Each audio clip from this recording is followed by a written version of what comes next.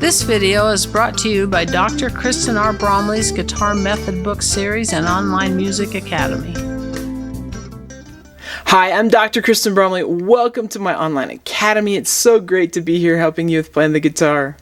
In this video, I'm going to go over how we can insert bass note runs or bass note walks between chord changes, especially when we're using a strumming pattern like the bass down up, alternate bass down up one that we learned in the last video that's part of this lesson series. Or you could even use one where you don't use the up strum, you just go bass down, alternate bass down, or if need be, you could even be doing this with just bass down, or bass down up, and not have the alternating bass note. But it's something like this. It's kind of cool. Bass.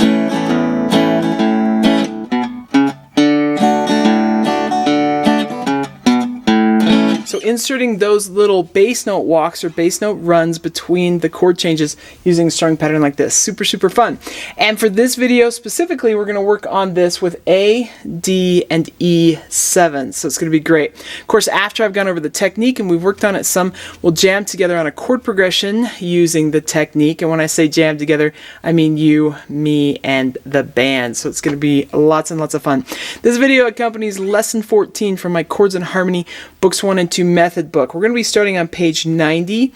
This is actually string pattern letter R from page 88, which we did do in the last video, and I'm not going to go over this again. You can use any of the alternating bass ones that we talked about in the last couple videos. Doesn't really matter. Just here we're going to be focusing on how we walk between the chords, and you can do the strumming however you'd like to. Okay, so let's take a look at this. I just demonstrated it. On page 90, number 1 written there, top left side, you're going to see how to go from A to D. So what happens is, when we're going to be moving from one chord to the next, when we have a chord coming up, in the measure before it on beats 3 and 4, instead of doing the alternate bass down up part of the strumming, we're going to do 2 notes that walk us up to that next chord. So in moving from A to D, as shown there in number 1, we would do the bass down or bass down up. Either way, it doesn't matter, but you're going to do that much of the strumming pattern, and then you're going to do the little walk to the next chord, which is D. So we're going from A to D.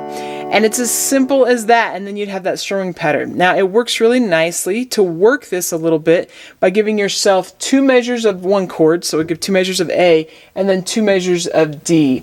So if I have 2 measures, I do the bass down up, alternate bass down up, and the bass down up, walk to D. We'll just do that much for now. So again, you'd have A,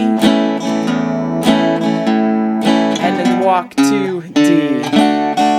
As simple as that. And you just want to practice that over and over, just getting nice and comfortable going between them.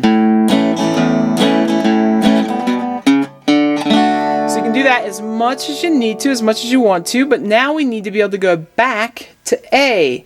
So you see number 4 there shows, which is on the next line down below number 1, you'll see number 4 on how to get back, and we just go in reverse. Bass, down, up, and then reverse. 4, 2, open on that 5th string. So D, back to the A. So if I gave myself 2 measures of D, and then I could, go back to the A. And again, D, back to the A, and D, back to A. You can practice that one as much as you need to, but you can also, if you're ready for it, go back and forth between A and D, giving each one 2 measures. It'd be like A, up to D,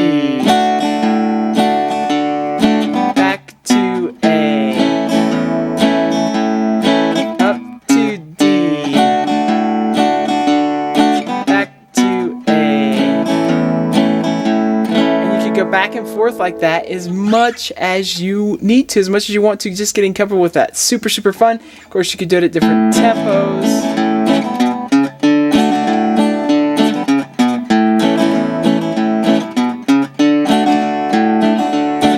Messed up there on my bass plucking as I was going. Sorry about that. Okay, so now we've got A and D down. Let's look at A and E7. So with A and E7, A and E, it's the same thing. So number 2 shows how to go from A to E.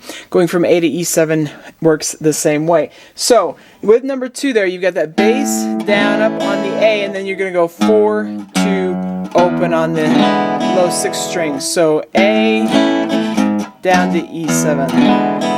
So A down to E7. So if I were to do that with my 2 measures, down to E7. So A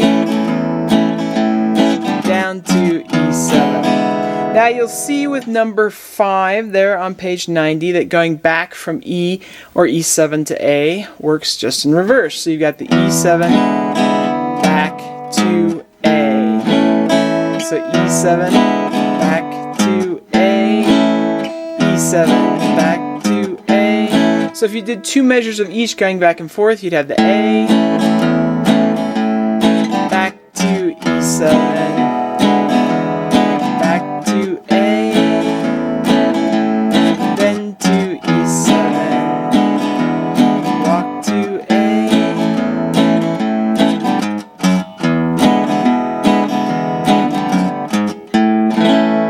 So now, super fun, if we were to do a little chord progression practicing both of these, you go A to D, D to A, so we're going to go A to D, then we're going to come back to A, D, A, and then we'll go to E7, come back to A. So A to D to A to E7 to A. We'll just keep going back and forth, A to D to A to E7 to A. So you'd have 1, a 2, a 1, 2, ready. We have the A chord. Walk to the D chord, back to the A chord, then to D, E7, go back to A, up to D, back to A, then to E7. Do that over and over as much as you want to at different tempos. So once you've got that kind of happening, you're feeling kind of comfortable, it's time for us to jam together on a chord progression. The chord progression is going to use A, D, and E7, have some of the same kinds of movements. There is one other thing that happens in the chord progression that does not happen, that we didn't work on, and that's going from D to E7. And you can actually just borrow, there isn't an example there on page 90 of how to go from D to E7, but you can just walk to E7 the same way you would as if you were walking there from A. So when you go from D, you can just borrow the walk to E7 to get there if you want to, and then you'll be going back to A. So that's how you can handle that spot. So that D, and then just borrow the one you would use for going from A to E7. So that's how it'll happen. Now we are going to jam together on chord progression number 11 on page 94. We're just going to make one small change to what's written there, and that is that we're going to give 2 measures to each of the chords. So the chords are shown 1 measure apiece, but we're going to give each chord 2 measures, which allows us to insert this. Of course, it's going to happen at 2 different tempos. We'll start at a slower tempo, and then we'll do it at a faster tempo. So you got 2 different tempos to try playing along with me on this. It's going to be super fun. Let's go ahead and play it.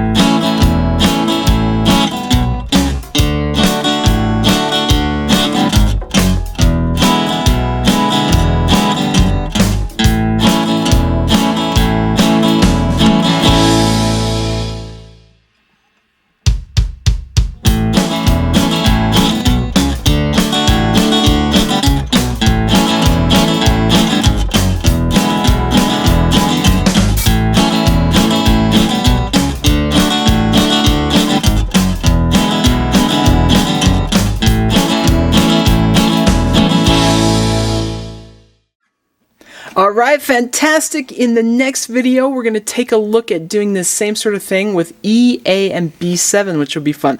Take care, and I'll see you next time. Thanks for watching this video. If you found it helpful, please hit the like button and subscribe to the channel. And be sure to check out more great content. You can find more information about me and my products at KristenBromley.com. Take care.